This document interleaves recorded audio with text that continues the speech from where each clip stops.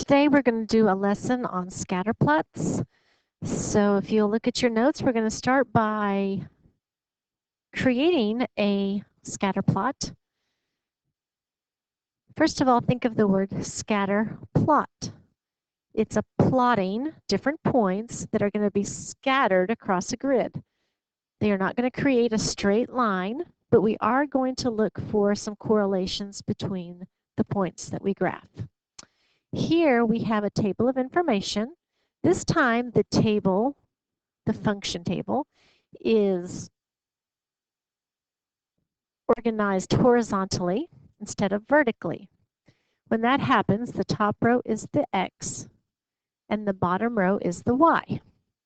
Remember, the X is called the domain and the Y is called the range. This is important because this lets us know what bit of information we're going to graph on the X-axis and what we're going to graph on the Y-axis. So the first step in creating a scatterplot is to give your graph a title. If you look at the table of information at the top, you can pretty much get the title from it. It says U.S. month cases, so I put my title as month cases in the United States, and I put that right there above my grid. Next, we want to label the X and the Y axis. Again, the X axis is the first row, so we know that on the X axis, which is here, we're going to label it years, and the Y axis that goes vertically, we're going to label it cases, number of cases. So I labeled mine like this. There's my year, there's my number of cases. Okay, next we have to think about how we're going to number the graph. If you look at the years on the X-axis, you will see that the years are counting by twos from 1995 to 2003. Now we could label our graph by twos. If we did that, we would have 95, 97, 99, 2001, 2003, and then we would have half of the graph empty. So since that's the case, I think I'm going to label it by 1 year at a time.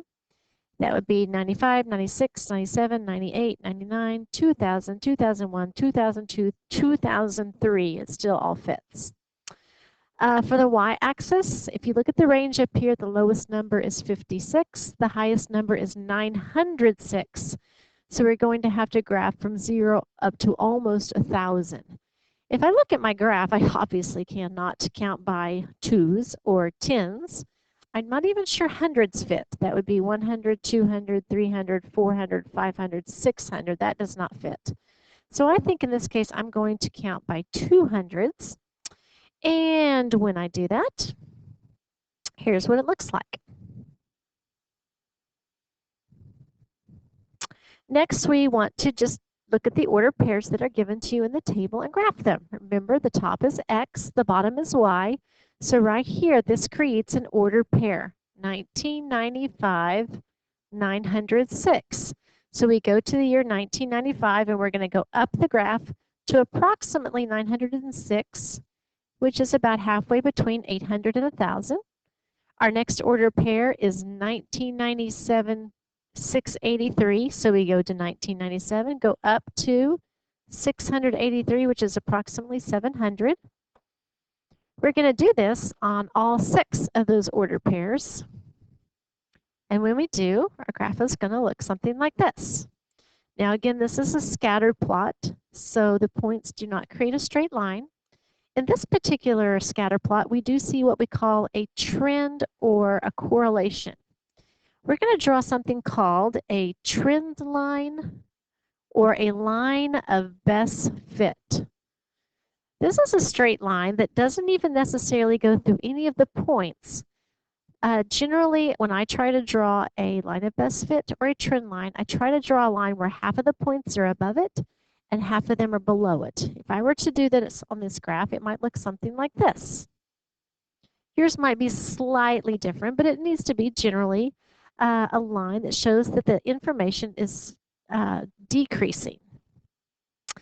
Now, the reason we have scatter plots is so that we can look for trends, positive trends among 2 variables, or negative trends between 2 variables, or possibly no correlation at all. So when looking at this, you can see that there is a negative trend. That means As the years are increasing, the number of month cases are decreasing. As one increases and the other decreases, we call that a negative trend. And on a scatter plot, that trend line will always be going downhill. If the trend line were going uphill, that would be an example of when both variables are increasing, and that would be a positive trend. So if you look on your next page of notes, you will see that you have 3 graphs that you cut out. I'm just going to label them with letters so that we can easily identify them. And we're going to identify which one has a positive correlation or a positive trend, a negative correlation, and no correlation at all. For the positive trend, if I look at graph B right here and I were to draw a line of best fit, it would be up something like that.